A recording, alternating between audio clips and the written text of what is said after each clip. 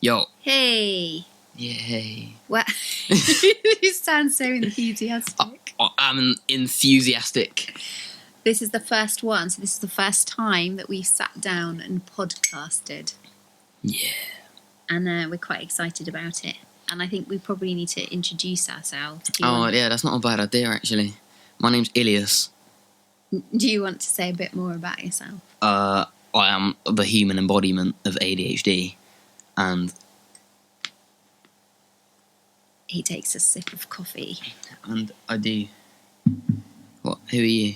Well, I don't know you. I'm your mother. Oh, wow.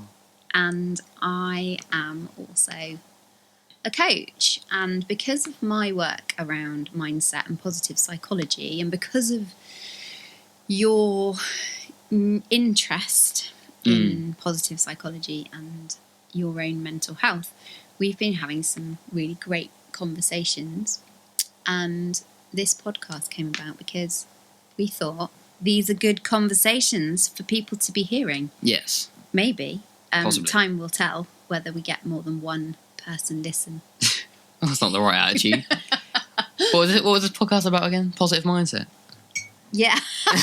You're not even sure what it's about. And maybe that's okay. Maybe we don't know. No, that was me being sarcastic about you telling that we might only get one listener. God, I missed it. Right. Anyway, today, on this episode of the podcast, which is unnamed as of right now, which, to be fair though, it will be named. By the time you've heard this. Elias is going to make us a little jingle. Yeah, it's going to be epic. Yeah, to be fair, I think this is a good idea. We don't need to talk about anything in particular for a while. And then just eventually we'll have conversations about interesting things. No, but I want to talk about I've got some ideas in terms of what we're going to talk about today. Yes. So please stay tuned. Because we are going to talk about, I want you to talk about your ADHD, because I think it's a really important topic. And it is one that is going to go throughout this podcast and our whole entire lives. Yeah. And your diagnosis is quite new, but your living with it has been forever. It has been. And it has been quite difficult, to say the least. Yeah. In fact, should we start talking about Little Elias? Little Elias. Do you want to be called Elias or do you want to be called Billy? Introduce myself as Elias. And we thought that the podcast would be called Parenting Elias. And just because, just to make this understandable to listeners, it is Elias's name, but he goes by Billy at college. I do. That was a kind of strange. What's that about?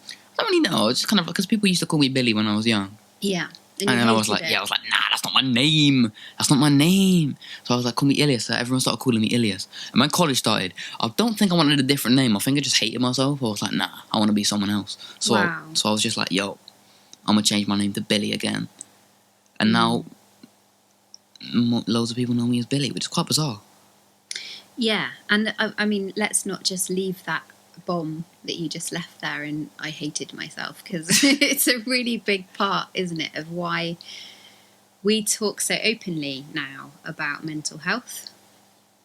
We or we? Me and you. Oh. Me and you, because of how you felt when, was that at the beginning of college? It was the sort of end of school, really, wasn't it? Pre-diagnosis, where your mental health was absolutely It was terrible, because it got good for a bit and then it got bad again, didn't it? Mm-hmm. I remember, because self-improvement had been on my mind for literally since, when was I diagnosed? Like, you were diagnosed actually when you were feeling better. Surely, because was it halfway through the first year of college? Around then, I reckon. Yeah. Because since the summer of before that college, that English, you're gonna have to put up with that ADHD makes English not a lot. That didn't even make sense. That's irony right there. But what I was going to, well, that's ironic. Right. What? Oh, he's gone. We've lost him. No, I'm still here. Oh, I wouldn't worry too much about time frames. I can't do time frames. And that's not even what I was trying to say.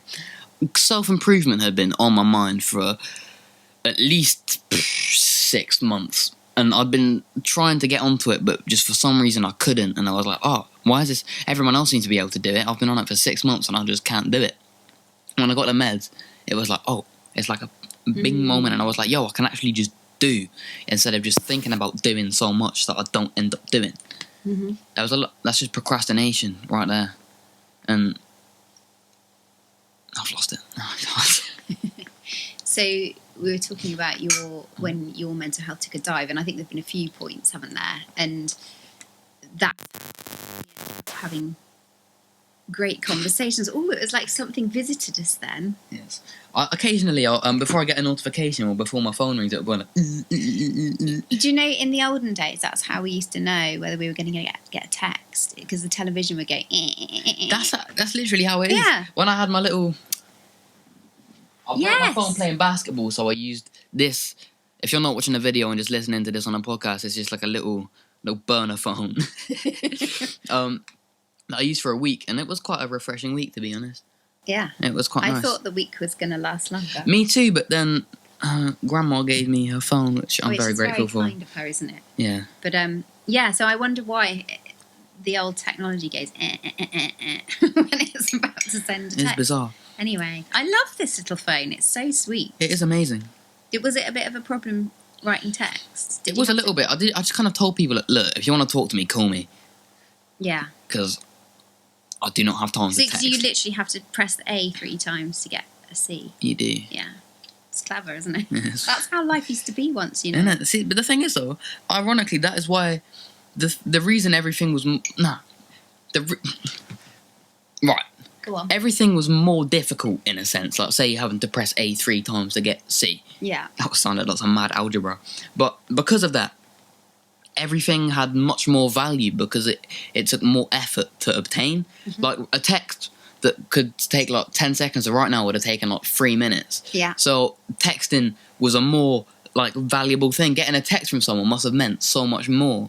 You know what I mean? So, all the little things that we don't really appreciate now would have had so much more, like, excitement attached to it, which is probably why in the modern day mental health issues are so prominent, because everything is just so easy. Mm-hmm. It's so instant. Mm-hmm. It totally is, isn't it? You how long does it take to... Well, in fact, you don't even type out the letters in a text anymore, do you? It tells you what you're going to say. You can even just press the little voice button. You don't even have to text anymore. You can send a voice note. You don't. I love a voice note. Oh, that's so useful. Do you like a voice note? I only talk in voice notes. I love voice notes. They're the best. Some people hate them, though. Really? Yeah, because you imagine if you're on a train or you're in a meeting, you can't multitask, can you? You can't listen to it. Well, it would be rude, wouldn't it? I tell you love what, them. though, if I'm on a train and I'd still send voice notes to people. In a sense, it's kind of like a little test of my, like, social not caring what anyone thinks. Like, yeah, I'm gonna just speak to my phone, and it's kind of funny. Yeah. We've gone right off piece here because we were going to talk about little Elias. Oh yeah. Oh yeah. And ADHD, and of course I went through parenting Elias for many years before we got a diagnosis of ADHD. That's not to say that I didn't know that there was something amiss. Just on the phone case. That's so useful. I'm going to put that in my little phone bundle that I'm selling on eBay. And this is ADHD right there. Right there. Oh no, clapping is probably not... Oh, look at that. Oh dear. No, it's alright. I'll just beep it out or something. So sorry. So, so going back to little Elias. So when Elias was, oh my goodness, 18 months old, maybe 2. I'm trying to think when we moved back to the UK, you were about 2, were you? I can't remember. No, I know, but I think you were about 2. And you had memorised all of the car badges. Oh yeah. Do you remember? I had a Top Trumps card set with loads of cars, and you could tell me a singular statistic about one of the cars, and I could just tell you what car it was. You'd be able to see what was it? The highest speed, the top speed, like the brake horsepower, 0 to 60. I mean, it really was quite bonkers. The thing is, I was a car guy before being a car guy was cool, and when it became cool, I stopped doing it.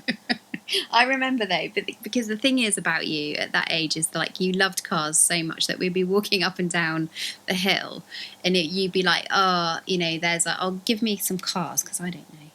Give me some car names. Ford Focus. Yeah, you'd be like, it's a Ford Focus. You'd be so excited about it. And then I remember us driving one day, and Darren was driving. Like, Darren's Elias's stepdad. And he saw this car show. We just happened to see there was this like car show. And so he just like stopped and we parked. It was really exciting. He was like, oh, we're going to take Elias is going to love this so much. And you went in, and that's exactly what you did. I'm sure it was a Ford Focus. So there was like a Maserati or something amazing. So like Darren was sort of salivating looking at this car. I can't wait to show Elias this car. And you walked in to the car park and went, Ford Focus! The thing is, though, so excited about the Ford Focus. At that age, I would have found as much enjoyment walking through a car park as I would have got. Maybe even more, because it's trying to find the cool cars in amongst all the boring ones. No, because you weren't bothered. Well, there was nothing that was cool. It was just about, I know what that's called. And but that taught me so much about life as well. You don't have to have something amazing, do you? Anything can be wondrous. That's what you make it. Through the eyes of a child, yeah. So I guess that was sort of the first realisation that things were different for this young man. And they've continued, haven't they, in terms of what we now know, this is a hyperfocus. At the time, I didn't know that Elias had hyperfocus. And hyperfocus, for those of you that don't know, is part of ADHD. It's kind of like a prolonged obsession over a usually quite odd subject. We've had a lot. We've had hurricanes. Hurricanes? No, it was more tornadoes. I always thought hurricanes would be quite boring, to be honest. I remember once for my birthday, I think I got a book on a tornado and a book on hurricanes. I read the tornado book about 50 times and I never read the hurricane book. It was just that was me. That was me mistaking hurricanes for tornadoes, which I clearly still do. I bought you the wrong book. Speaking of tornadoes, I had a very bizarre dream last night that a tornado was coming across Lostwithiel and I could see it there. And I was like, oh no, I can't remember specifics about the dream, but I remember once I teleported into a car with Papu and Emily and they both died. And I stayed alive somehow. I was in the car when they both died, and then I was still alive. And then I remember coming back, and I was like, "Yo, Papu and Emily's dead." And you were like, "Oh my god, that's terrifying!" Like it was a lot of malarkey going on. And then I remember I posted a photo of because I looked out of this window right here. Which if you hang on, I'll tell you what, you won't be able to see this on the podcast, but I don't know if you can even see that. I'm not sure if dreams are ever interesting to other people. Are you? Is that very cutting? But I mean, are they? Yeah, that's a very good point. Actually, I don't see why anyone would care about that. No, that's fair. Right, moving on. I feel like I've just been really mean. Nah, that's not. That's just honesty. Okay. You're respecting my honesty. Yeah, I would rather you be honest. I'd rather you tell me shut up. It might be wrong, and maybe if people do listen to this, they can. Well, if you want to know more about the dream, stay tuned for next episode. We could have it as a feature, Elias's dream feature. You can do a little jingle. Little ADHDreams. ADHDreams. Anyway, another hyperfocus that you had was you learnt how to sew. Do you remember that? And then you had a sewing machine. And then as soon as I took sewing as an option at school, I hated it. So this is another thing about ADHD. So people will hyperfocus and then I'm willing to do anything until you ask me to do it. Yeah, absolutely. And that drop. So when you learn how to sew, not only does Elias learn how to sew, but he makes himself a leather jacket with tails. it was a waistcoat. It was like a circus waistcoat. Yeah, that was quite impressive actually. How I just did that. It was a leather waistcoat with buttons and everything. Lying. Wow. I just did that. And then I was like, nah, I don't want to sew anymore. Did it. And then, like, the wonderful thing about hyperfocus is people are like, hyperfocus. People are like, oh, I know exactly what to get Elias for Christmas. And making quills. Quill and ink. I had a massive Harry Potter hyperfocus, as a lot of people do. But I remember I was so fascinated about quills. And I remember once, probably like a month after the hyperfocus had subsided, I got some feathers for my birthday. And I was like, wow. I remember you're a month late to that one, I'm honest. Yeah, it's so easily done. So all your presents were around the hyperfocus, which is now no longer. What about dominoes? Do you remember the dominoes hyperfocus? Oh my word! I got pretty good at that as well. Yeah, well, that's the thing, isn't it? That you. The thing is, I tend to I hyperfocus on something until I get to a professional standard, and then when I get the opportunity to make money from it, I don't want to do it anymore. Yeah. Photography was an example of that.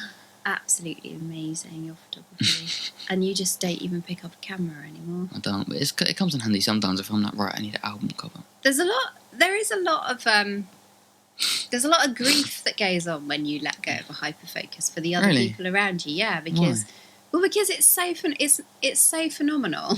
And then it's like your dominoes. So you can remember that you used to watch lots of YouTube videos about these amazing dominoes that would kind of go through the house, and you'd set them all up and then you'd do them. You know, Grandpa made you that amazing domino wall, didn't he, for Christmas? And it was amazing.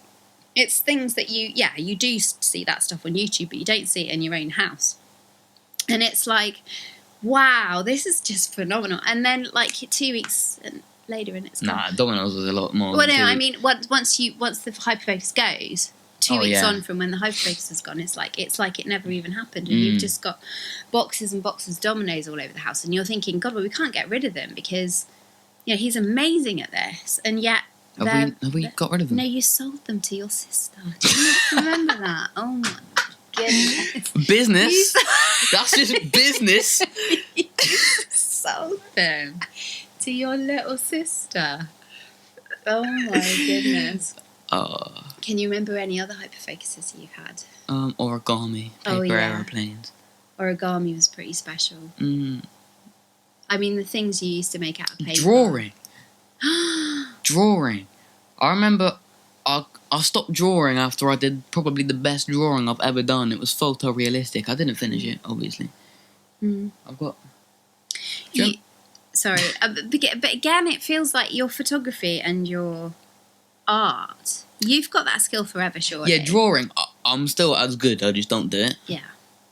And again, there's that grief of, why aren't you? I mean, I remember you doing GCSE. I could be so rich. But you did GCSE art, right? It wasn't even art, was it? It was drawing. I mean, come on. We changed schools so that you could do GCSE drawing. And you didn't put any... It was ridiculous. It was like, right, you have to express yourself, but express yourself in the way this guy expressed themselves. No! What? The whole point of art is expression. The point of music, the point of drawing, the point of photography is looking at life through a different angle. It's expressing yourself. So I'm not going to sit in some lesson where someone who's never actually exceeded in their own craft that they're teaching tell me how to express myself. That's bonkers. And that was the end of that, wasn't it? It was. It was just, and it's interesting, isn't it, how an external force or an external, somebody external to you can crush those hyperfocuses. Yeah, that's a bit ridiculous, huh? Yeah.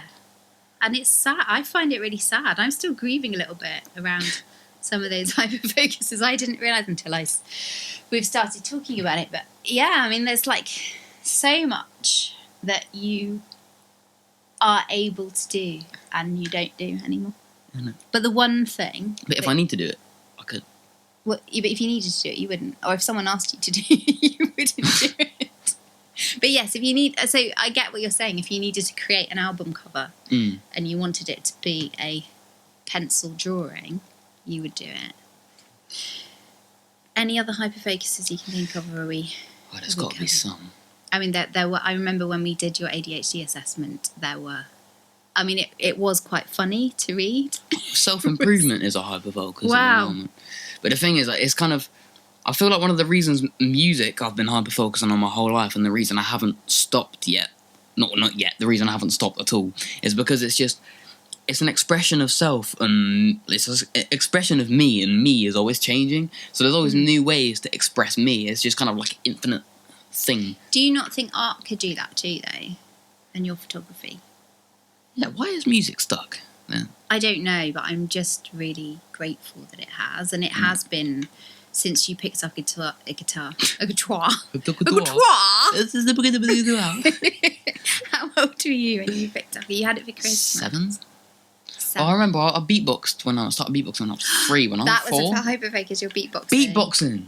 Oh my God! Go on, do it. Whoa. Hang on.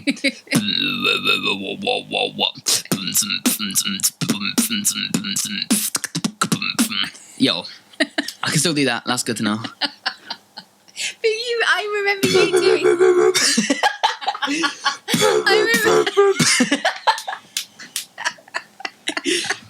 I remember you doing that. You were dressed as Beards. Dracula. I hyperfocus on beards once. Oh my goodness, you did have. I made You beards were that I felt. obsessed with beards. I love beards.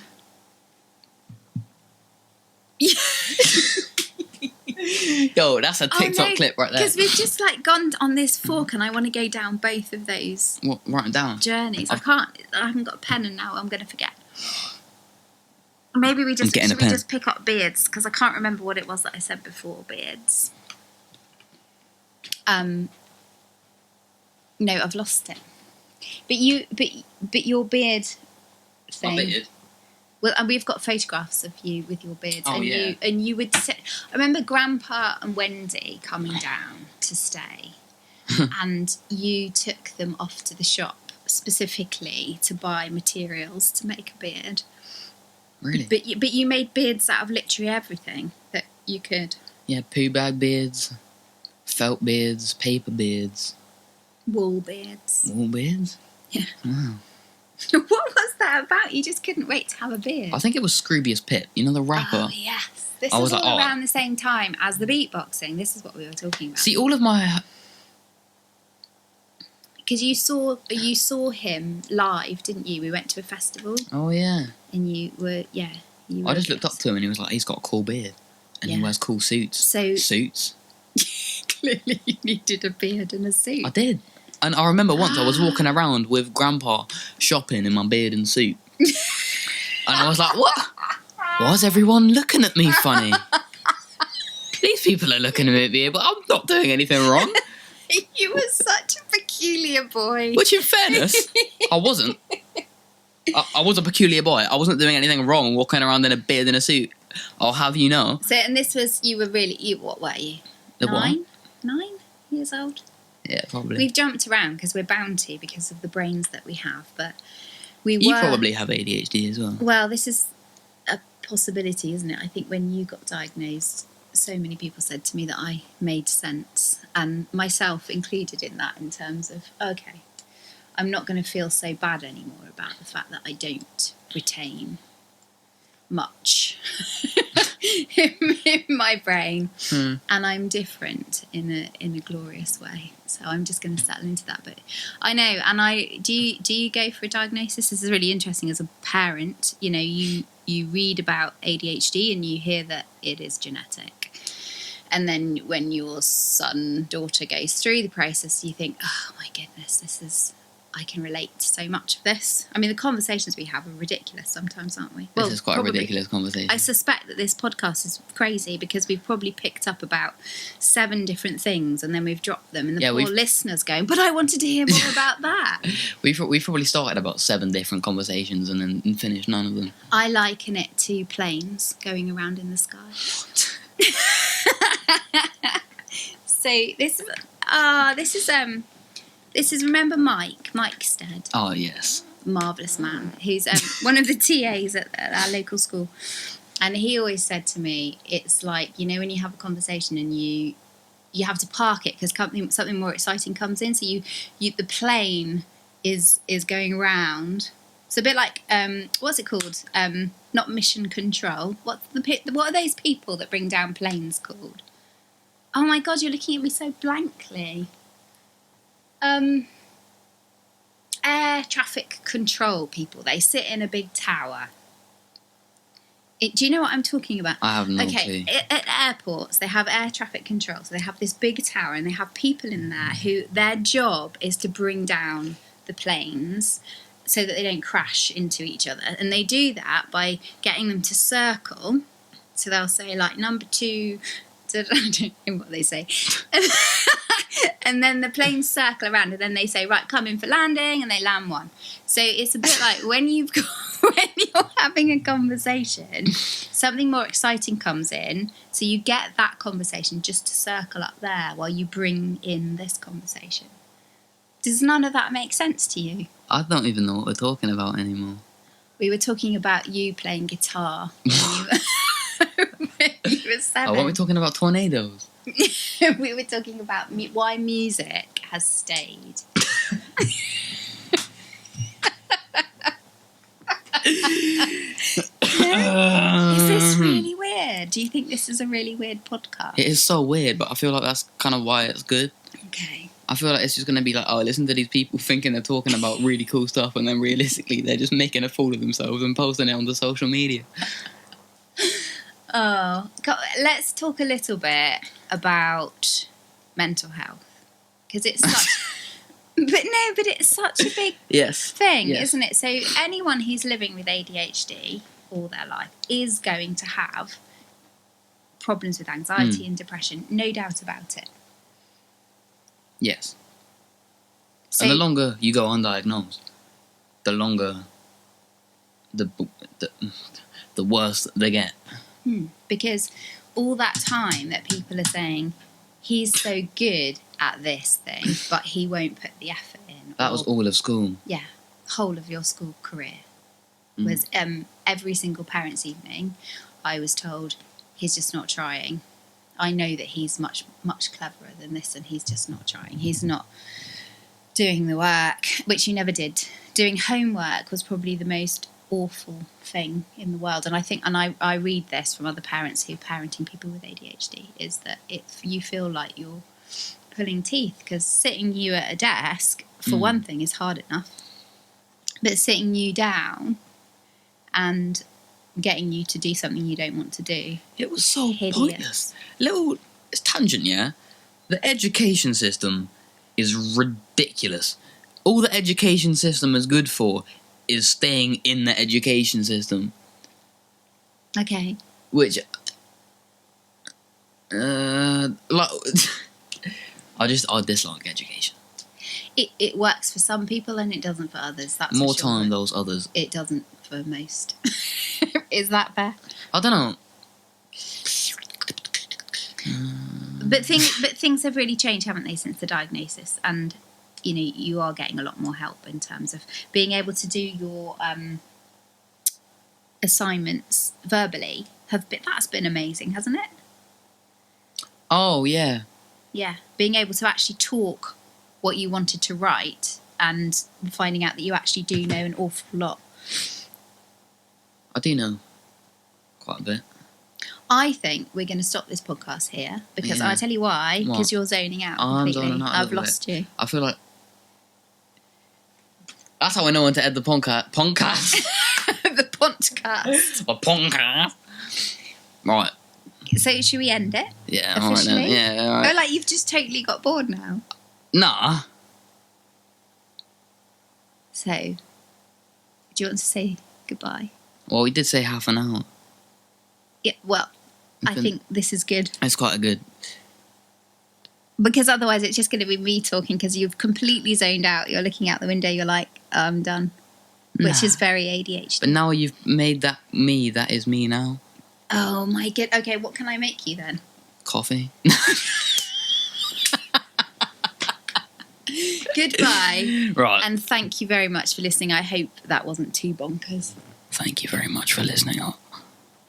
We'll see you next time on the next episode of this podcast. And please do send us comments because it would be nice to know what you feel. Yeah, and if you think this is a load of bollocks, please let us know. Elias Michael.